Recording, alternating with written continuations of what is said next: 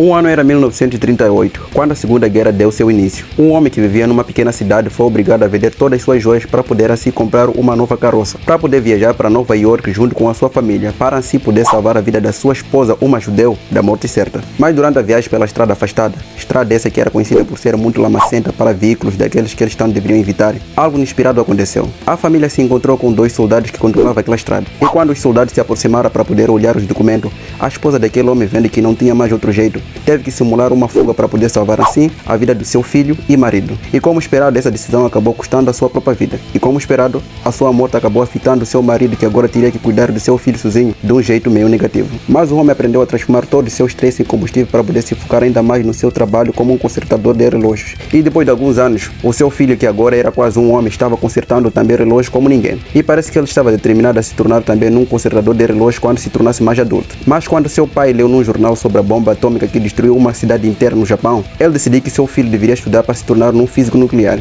E assim aconteceu. E agora Jonathan tinha se tornado um dos melhores físicos nucleares do país. Mas um dia no final do expediente, Jonathan acabou ficando preso na câmara de teste de experiência do campo intrínseco, quando ele ia buscar o relógio que ele tinha consertado para sua namorada. E quando a contagem decrescente chegou no zero, aconteceu o inevitável. Todo o corpo de Jonathan foi completamente vaporizado, enquanto seus colegas e namorada ficavam olhando do lado de fora sem poder fazer nada. Mas alguns meses depois de ter sido dado como morto, Jonathan apareceu do nada como um novo homem, uma nova entidade mega poderosa que viria a ser conhecido tempo depois como Dr. Manhattan. E agora, quão poderoso é o Dr. Manhattan? Bom, depois de aparecer como um novo ser, Jonathan mostrou que não precisava mais de oxigênio, beber ou comer para poder viver. E durante alguns momentos ele também mostrou que pode levitar, voar, andar sobre a água e parede, e como também podia atravessá-lo. Ou seja, as leis da física não são aplicadas a esse cara, e como também ele pode fazer seu corpo se tornar intangível quando quer. E assim como o Homem-Formiga, John também pode aumentar ou diminuir o tamanho do seu corpo. E assim como o Multiplex, John pode criar vários clones de si. E assim como o Espectro da Marvel, John também pode manipular a luz ao seu redor e fazer com que as pessoas vejam o que ele quer que vejam. Como por exemplo, ao entrar num restaurante com um cara, John manipulou a luz ao seu redor para que as pessoas não vissem um homem azul pelado entrando naquele lugar, mas sim um cara engravatado. Puxa, é sério? Sim. John também mostrou que possui uma mente ou uma inteligência aprimorada, quando revelou para os Homadias que ele foi capaz de perceber eventos tão rápidos que dificilmente podia se dizer que realmente aconteceram, como também foi capaz de mostrar que possui uma mente cósmica, assim como surfista prateado, visto que ele é capaz de entender muito bem como todo o universo funciona, e como também pode supervisionar vários deles. Como é que é, rapaz?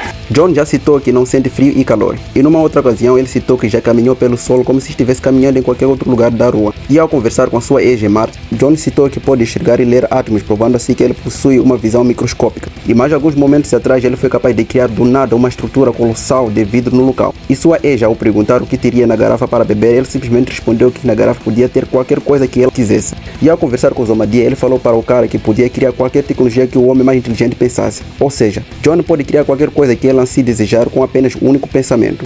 É mesmo, é? John também já mostrou que pode se teletransportar e como também pode teletransportar outras pessoas. Mas de acordo com ele, desintegrar componentes moleculares e depois reagrupá-los em outro lugar faz ele se esforçar demais. E é por isso que na maioria das vezes ele simplesmente distorce o lugar ao seu redor para fazer com que ele não se mova, mas sim o próprio espaço. Ou seja, quando ele quer viajar para um lugar, ele não vai para aquele lugar. O que ele faz é fazer o próprio lugar vir onde ele está parado. E para ele fazer isso, ele teria que mover o próprio universo o tempo todo de acordo com as palavras de Os Homadias. É mesmo? E o engraçado é que o cara faz isso sem nenhum esforço e tão rápido que todo mundo acaba pensando que é teletransporte instantâneo. E ao enfrentar a Liga da Justiça Sombria, Família Shazam, Patrulha do Destino e 4 dos membros mais poderosos da tropa dos Lanternas Verde, John, além de derrotar todos esses com extrema facilidade, ele também foi capaz de mostrar um processo que pode manipular raios quando fez os raios da família Shazam se voltar contra ele. E como também ele foi capaz de mostrar que seus clones são poderosos ao ponto de conseguir conter com extrema facilidade todos os super-heróis. E na mesma batalha, ele também foi capaz de destruir o anel do Lanterna Verde, e como também ele foi capaz de manipular a sua energia. E depois ele foi capaz de mostrar que nenhuma magia é capaz de machucar ele. Ou melhor, ele foi capaz de mostrar que é imune à magia, visto que para John magia é nada mais e nada menos que resto da criação. Algo como um erro de computador que foi descartado e esquecido. Ou seja, para Dr. Manhattan, no universo da DC não existe magos e nem magia, só pessoas descartadas usando um poder que foi descartado. É verdade. E para humilhar ainda mais os magos, ele simplesmente usou a magia para criar uma explosão tão poderosa que mandou vários super-heróis para longe. E ao ser explodido por Os Homadias e depois Capitão Átomo, John mostrou que é praticamente impossível matar ele. Ou seja, o cara é praticamente imortal. É verdade. Dr. Manhattan também mostrou que pode enxergar a possibilidade infinita de um evento, como foi mostrado no momento que os Omadias derrotou sozinho alguns ladrões no museu. E quando John foi perguntado por mesmo de por que não ter ajudado, John simplesmente respondeu que não era necessário, porque os Omadias estavam vencendo, já tinha vencido e que ele sempre venceu aquela briga. E se a gente for observar mais a fundo as suas palavras nessa cena, podemos perceber que John percebe o tempo da forma não linear. E isso meio que significa que ele vê o futuro, o passado e o presente ao mesmo tempo. John também é capaz de fazer a sua consciência viajar pelo tempo para poder presenciar certos eventos, como também pode fazer com que a sua consciência pare num certo momento do tempo para poder observar as possibilidades que foram criadas a partir daquele momento do tempo. E ao tentar consertar toda a bagunça que ele tinha feito na linha original do tempo, John foi capaz de viajar para o passado e para o futuro ao mesmo tempo para poder se certificar que estava apagando ou destruindo todos os universos que ele tinha criado sem intenção. E antes que alguém venha me dizer que isso aí nunca aconteceu, aqui está uma conversa que John estava tendo com os Omadias, onde ele conta sobre suas viagens através do espaço-tempo e sobre como ele criou e destruiu vários universos. Tá bom.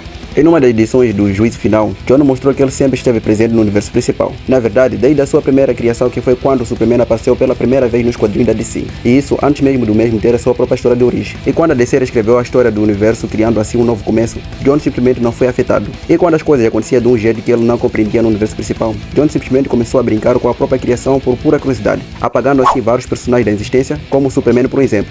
E ele também foi capaz de viajar para Krypton e congelar o tempo bem no momento que o planeta estava explodindo, para resgatar o pai de Superman. E ele também apagou 10 anos do universo principal, o que acabou afetando todos os super-heróis de um jeito meio negativo. E até mesmo os Flash também foram afetados pelas suas ações. E falando em velocista, John também foi capaz de matar Flash Reverso e a Pandora. Resumindo, John estava fazendo tanta bagunça no universo principal que isso acabou afetando todo o multiverso da DC. Mas no final, ele reescreveu tudo e tudo no multiverso da DC voltou ao normal.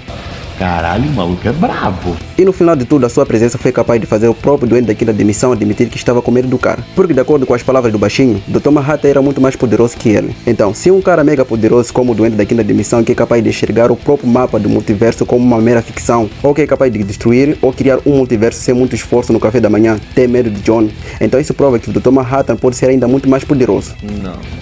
Será? E por hoje é tudo, pessoal, e se vocês gostaram do vídeo, se inscreva no canal para me dar aquela força divina. E se vocês notaram alguma coisa errada no vídeo, comenta aí embaixo para a gente debater o assunto.